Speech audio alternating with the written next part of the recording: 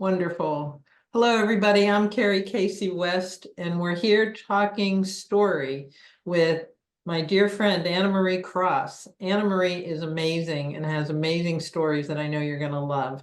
But just a little bit about her. She is the CEO and founder of the Ambitious Entrepreneur Podcast Network and an Industry Thought Leader Academy, author of Industry Thought Leader, From Invisible to Influential and Profitable with a Podcast. We know her dearly as the podcasting queen. She's award-winning podcast host and recognized as a pioneer in the podcasting space, having started her first co-hosted podcast in 2008. I wasn't even thinking about those things back then, but here she is, and she has generously offered to take time to be with us today as we talk about story. Anna Marie, from the minute I met you, I love your sense of humor. I love your willingness to be open and available and talk to people. And sometimes I think that's tricky to do on a podcast because even though we've gotten used to the screens, it's different. But yet you come across so personable on camera, and I love that. Do you think that's what contributed to your success?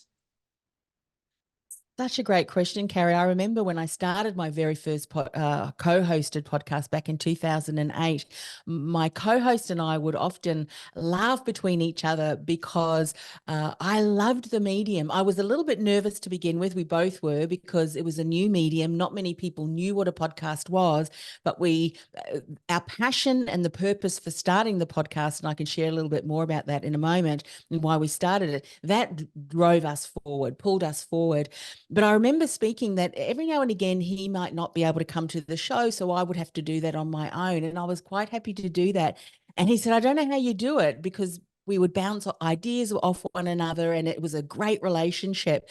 But I was quite happy to do it on my own, even though I knew that I might not be speaking to anyone. But I am just able to do that. I don't know. It's something, but I do recall, even as a child, I would be speaking into my hairbrush and, just sharing things. So I think it was just something that was innate in me, and I'd been developing it even from a young toddler. Well, what a great segue. That sounds like a great story. I've talked with you about origin stories, and origin stories to me are vital.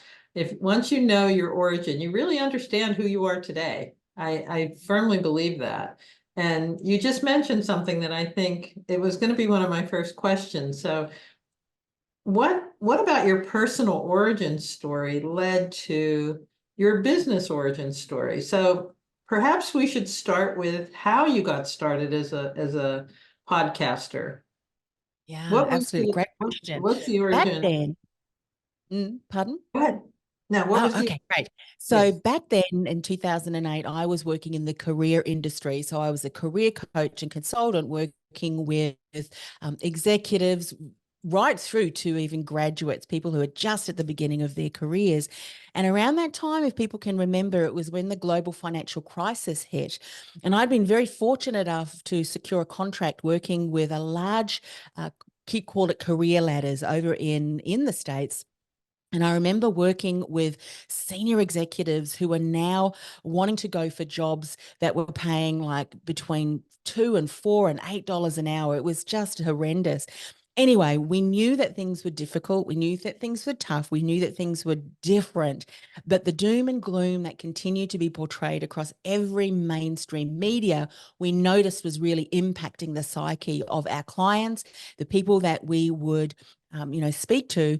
And so my colleague and I said, we really need to do something, because as career specialists, we knew that while things were difficult, they weren't impossible. We just needed to change our approach to job seeking. And we certainly needed to be mindful of what were we telling ourselves, because that was going to impact how anyone would show up within an interview or even go looking for opportunities that weren't necessarily advertised. So we said, let's start an online radio show. Yes. How are we going to do it? Have no idea. So anyway, that kind of passion to be that voice of hope and inspiration amongst the doom and gloom drove us forward. And it actually continues. I see that woven in what I do even today. because, as I'm sure we would all agree, mainstream media is not really all about sharing stories of origin and hope and possibility, but they're really good at highlighting the things that are going wrong. And I even see there's a real, what I call almost like a fear campaign that mainstream media often goes towards, because guess what? That fear and all of that controversy sells. And I see myself as sharing the airways, but bringing hope, bringing possibility, because there is always hope and there is always possibility. The difference is, are we going to see the opportunities there, or are we going to allow ourselves to be suppressed and oppressed by the negativity? So that's why I use the podcast platform today. And it's an incredible medium to be able to share stories, as I'm sure you're well aware of now too. What's your favorite origin story of somebody you've had on? Because I'm sure people tell you their story, especially in business, how they got started. Do you have a favorite? There are so many, but one that comes to mind, and one that I've often shared over and over again, is when I was interviewing a young woman who was sharing her story, and I had no idea that this was the story that she was telling me. And often I'm so glad that I'm trained as a coach as well, and a counselor, and so I was able to, and I'm sure you've heard the term, if you're a counselor and a coach, hold state, if that, rather than all of a sudden thinking, oh my goodness, because their story was just so, heartbreaking. Anyway, she told her story was that a young child, she was gang raped twice, and she was left along on the side of the road, left for dead. Anyway, long story short, she managed to get help, but as a teenager and then as a young woman, she continued to, deal with her grief and her loss, and she grew up and into this incredible woman who is now helping others, and who had gone through a traumatic event. And one of her dearest friends would often say to her, you need to go and share your story. And she said, well, why would anyone want to hear what has gone on with me? Anyway, her friend continued to press her, and she thought, finally, okay, I'm going to go and share my story. This was before she got really proactive and in realizing, oh my goodness, my story can really help others. So she went to the very first event that she spoke at, and it was for, if I recall correctly, a woman's shelter. And so when she was sharing her story, she was recalling that there was not a dry eye in the building after she'd finished, and there was a long queue of people who were lined up wanting to shake her hand and so forth. But there was one woman at the corner of her eye that she could see who was really crying quite uncontrollably. And as she got closer and closer and closer, and finally she was in front of this woman, and my guest said to her this at the event, look, that's okay, you're going to be fine. She says, you have no idea on how you sharing your story has impacted my life. She said, I'd made a decision this morning that I was going to end my life, but something drew me to come and listen to you. And she said, and now I've made another decision that my life is worth it, and I'm going to get the support that I need. And it was then that my guest said, oh my goodness, through me sharing my story, she was able to transform and empower someone to change what could have been a life, changing or life-threatening decision. And she then thought, my goodness, my story is much bigger and I have to go and share that. So I often will share that with others who think, who would want to listen to my story? My story's not this or not that, but every single one of us has a unique set of circumstances. And some of those circumstances, or most often those circumstances, are heartbreaking experiences. But we've gone through that. We've grown through that. Our character has been shaped. And through sharing just snippets of that and what we did and that opportunity of hope, possibility, and where we are now, will give someone the thought that, hang on a minute, or planting the seeds that that's possible for them. It may be possible for me too. And that just could change the course of someone's life. So share your story, I say, because you just don't know who it'll impact and the lives that it will change, which is absolutely true, isn't it? Oh my gosh. We don't realize that we are so much more alike than we are different. And when we share these experiences, they can only help somebody else. Because sometimes when you have trauma, I suffered from a lot of trauma myself, and you feel so alone. you feel so alone and you don't have anybody who would understand. My parents never understood, I had nothing, and I too almost considered ending it all. But perseverance and getting through it helped, and hearing other stories. And so I'm grateful that you got this young woman to speak about her story and tell people. Beautiful, beautiful. My heart is just pounding here because that was such an important story. Thank you for sharing that one. Whew. So on a lighter note, um, you talked briefly about how as a child you just loved, for getting in front of people and talking. What is your personal origin story, and how do you think that relates to, I suspect, based on what you've said for your story about how you got into podcasting, but what do you think drew you to podcasting? Do you see a connection between your origin story, your personal one, and how that opened up this wonderful career and lifestyle for you? It's interesting you should say that, because if I look back throughout my childhood, I was adopted, and so my first beginnings right back was 3 months in a nunnery, and so there's an incredible story around how my biological mother gave me up, and she said, look, I would rather that she not go into a Catholic but a Protestant family. And then my mother, my adopted mother, who was looking for to adopt this young child, they'd immigrated from Holland to New Zealand, and they'd always spoken, my dad and my mother had always spoken about adopting a child when they came to New Zealand. I had 3 older brothers, and anyway, they'd forgotten about that dream. Finally, they were looking, and she was looking, gone everywhere around New Zealand to the different adoption agencies and so forth, couldn't find any young, daughter or young baby girl. And so just kind of out of desperation, she knocked on the door of this Catholic nunnery, and she said, look, I'd have to be honest to this nun who came and spoke to her. She said, I'm not Catholic, I'm Protestant, but we're looking to adopt and open our home to this young child. And the nun said to her, well, it's interesting. It's funny you should say that, because we have got this young girl whose mother actually had said that.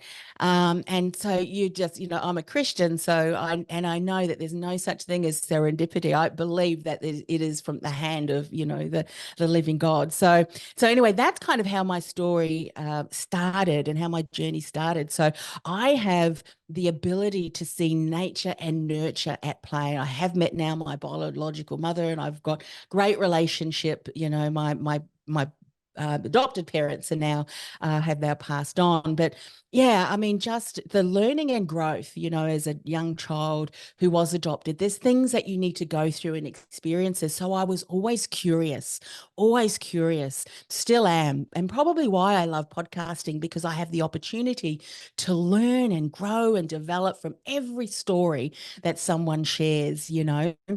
And so as a young child, I would often research things and want to know how things were created and how does this work. And of course, we didn't have the internet back then. So a lot of it was through books and through teachers and people that you would meet. And so I think that curiosity and that ability to learn and not have judgment against, other people. How sometimes we do that. We put filters on. I've always gone, well, that's curious. What makes someone do that? So, that has really set me on this journey of learning. And so when we realized, fast forward, that there was this opportunity to use this medium that would allow us to interview others and learn and grow from them. I mean, I just never looked back. But there was one other story that was in my journey as a teenager that was really impactful for my life and set me on the direction to where I am today. I always thought that I would be a teacher. And here's why I shared the adoption story, was because my biological parents, my father and my mother, were teachers, and my family, my adopted family, they are all teachers too, from kindergarten teachers right up to professors in a theological college and in between. And so at the age of about 15, 16, when I was in high school, I fell off my horse and I was concussed. And so I could not think. And so I spent about 6 to 9 months going to hospital to get treatment for loss of memory and concentration. And at the end of that year, my mother said, look, rather than returning to school, if you want to go and get a job and then go to night school, which is what I ended up doing. And so I didn't go to teachers college, which was my original life plan. But it was interesting because I started working in an office, and the job that I thought that I would never do at school, I thought I'll never work in an office because I think I would not enjoy it at all. But I had taken accountancy and bookkeeping, secretarial practice studies just in case. But those just in case topics ended up supporting me in getting into an office as an office junior. And I realized I loved it. I loved learning so much so that I got 2 or 3 pay rises in amongst, 2 or 3 months, never told my mother because I knew my board would go up. But anyway, so I realized, and then from that, I also continued night school and I did more accounting and studies. And then that led to learning more about human resources and then counseling. And that just continued to grow. And one of the questions I'd always asked myself was, if I hadn't had my accident, would I still be doing what I am doing today? And I realized when I'd gone full circle, when I became a career coach, because as part of that, we'd have to do a lot of certifications, a lot of understanding about personality and behavior, which was just so fascinating for me. What makes us as humans click? And then I realized going full circle, going through all of those, personalities and certifications and so forth, which I would use with my clients, that I was in the right place. And had I gone into the path that I had originally thought, which would see me to become a teacher, I would have been burnt out, because I realized that I'm also an introvert. I love the podcasting and speaking in front of a microphone, but when I'm on my own and I need to, recuperate, I'm also an introvert, which means you can't really be associated around a lot of people. And in a classroom environment, you're dealing with a lot of these incredible young, boys and girls, no matter what age, or teenagers. That would have worn me out really quickly.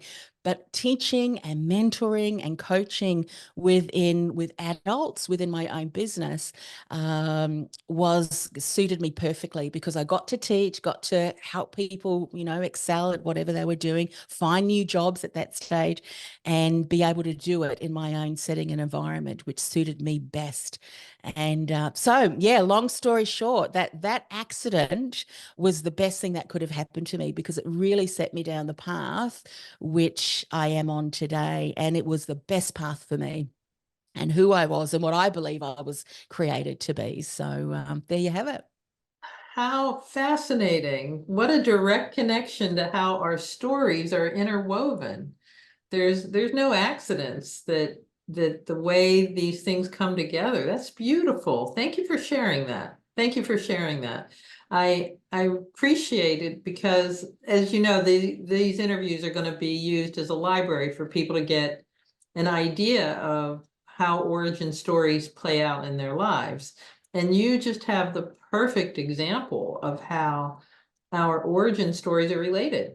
When you can tell, as a former HR person or a current HR person or an HR person, you see how people's personalities come from their stories and how that attracts them to certain type of work. Yeah. There's a direct correlation to how those work together. Yes. And you've just said it perfectly. Thank you for that. Thank you for that. Well, I appreciate you sharing your story with me. Do you have any other stories you want to close with? You don't have to, if you just want to. Yeah, look, you said something earlier, and I think that is so important. Often when we go through circumstances, we can feel alone, that no one else has gone through that, which when we start to realize and hear other people's stories, other people are experiencing it too. I'm not alone, and there is a way forward.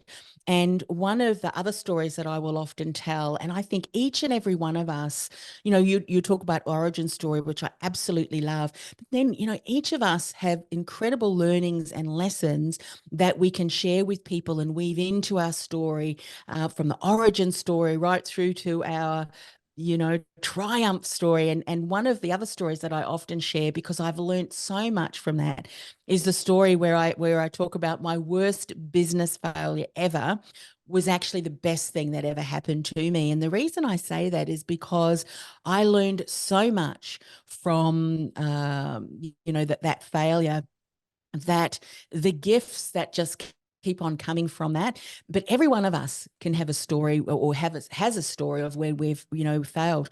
But often the difference between that story becoming the best thing that could have happened to you is how you approach that.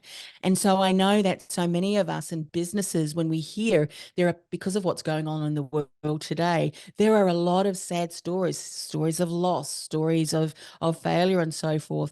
And we can often end up feeling so hopeless that we give up.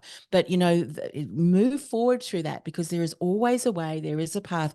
I started Women in Leadership podcast, which is one of my other podcasts, after that experience, because I recognized I was burnt out. I couldn't put things together, which was something that was very much innately one of my gifts and strengths.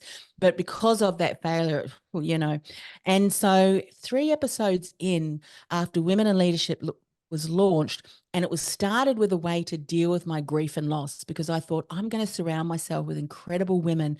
I'm going to hear their stories. I'm going to ask the questions, which were really, for me, what did they do when they experienced hardship, and what were the steps that they took?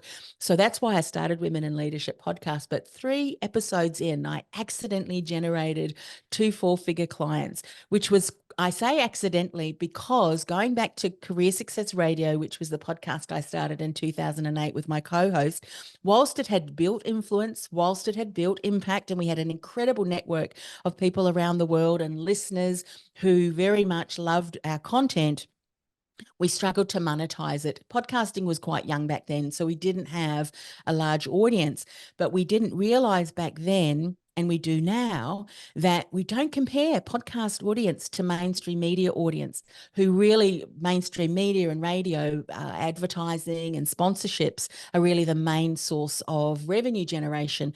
We didn't realize the gift in a smaller niched audience, and so much more. And it was off the back of Women in Leadership that I thought, if I could do that accidentally, what would be possible if I backtracked the steps? What was in place for Women in Leadership that hadn't been in place for Career Success Radio? And I was able to backtrack that, set up the steps and actually document them, and now create a whole training course around that. And I share that because some of your listeners may just be sitting on incredible opportunities to birth something, if I may use that term, off the back of, the steps that they took, the learnings that they took, the growth that they've took, because some other people are waiting to hear that so that they can implement the same. And it can become the cornerstone of your teachings, your stories, the inspiration and the empowerment that you share. So, be courageous. We have to be courageous. I remember one gentleman, when I shared my story with a colleague, who said, you need to share this. He messaged me privately and he said, I just want to let you know that I think you're very courageous. He says, I've got many stories of, failure, but prior to hearing you, I would have been quite ashamed. But you know what? And this goes back to what you said. Don't be ashamed of what you've been through, what you've experienced, and what you've worked through, because it's a learning, isn't it? It's a learning, it's a growth, and it can now be the foundation upon which we stand and we step up to the next level and the next level. And guess what? We can then reach out our hand behind and pull up others alongside us to say, you've got this. I've done it. These are the steps that I took. Follow me, take these steps, because this will help you through that. And we can share that, and how awesome it is that we get to use a podcast and other technologies to be able to share our origin stories and our success and our failure stories as well, and celebrate them all. I have to tell you, you're talking my language. You're talking my story. I went to the American Film Institute. I worked in the entertainment industry, and I have my master's from the American Film Institute in film production and writing. And I, I'll never forget in the story development classes, they would say, everybody has a story to tell, not everyone should tell it. And I just disagree with that so much. To me, we all have to tell our stories. That's how we connect. That's how we Yes. know each other. That's how we end this feeling of being isolated and separate. We're not separate. We are all connected. And if we're not sharing our stories, who are we? I mean, our ancestors were doing that round campfires and, I mean, Oh, exactly. oh, And I'm aren't we mesmerized when people start sharing a story? I mean, we all come around and pull up a chair and we yes, eavesdrop. What are yes, people saying? We love stories. We consume by them. yes, And my yes. goodness, don't we need some inspirational stories?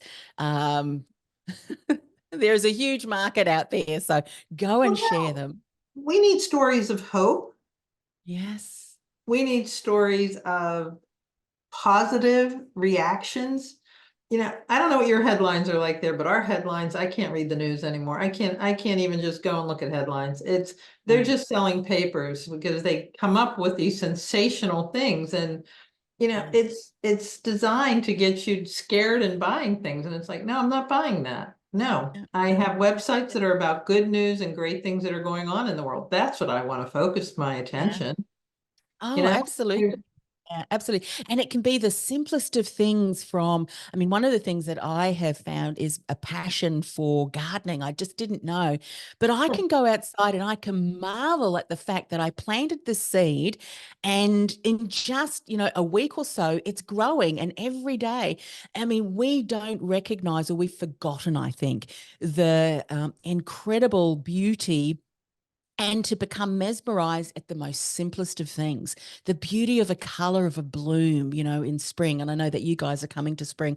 And I share that because it's like storytelling. I think we've forgotten the art of that.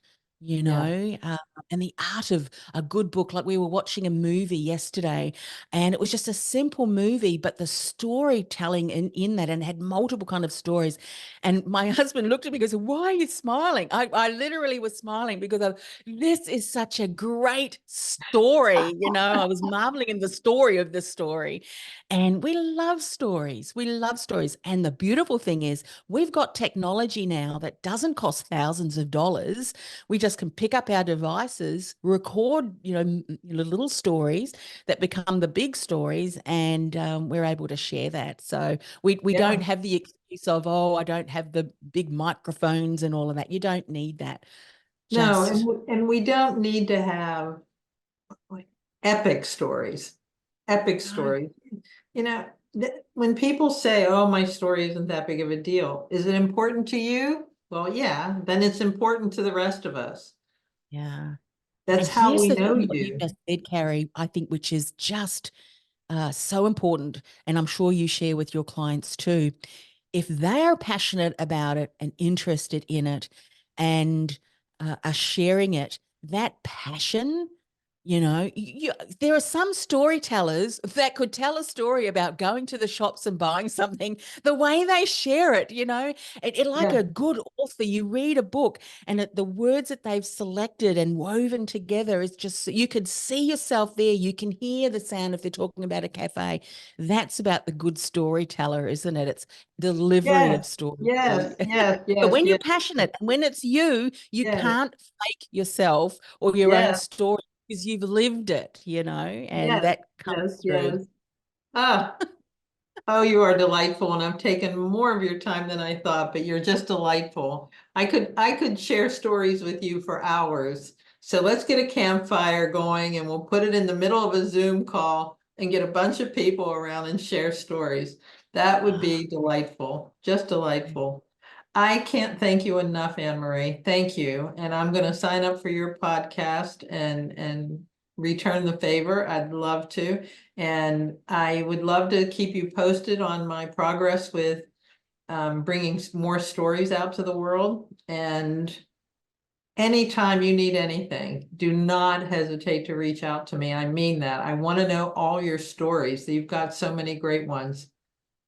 Thank you. Thank you for the opportunity, Kerry. And I cannot wait to have you share some of your stories on our podcast too, because I know that that is certainly going to inspire hope, possibility to others as well. Thank Thank you. you. I'm going to stop the recording, but don't go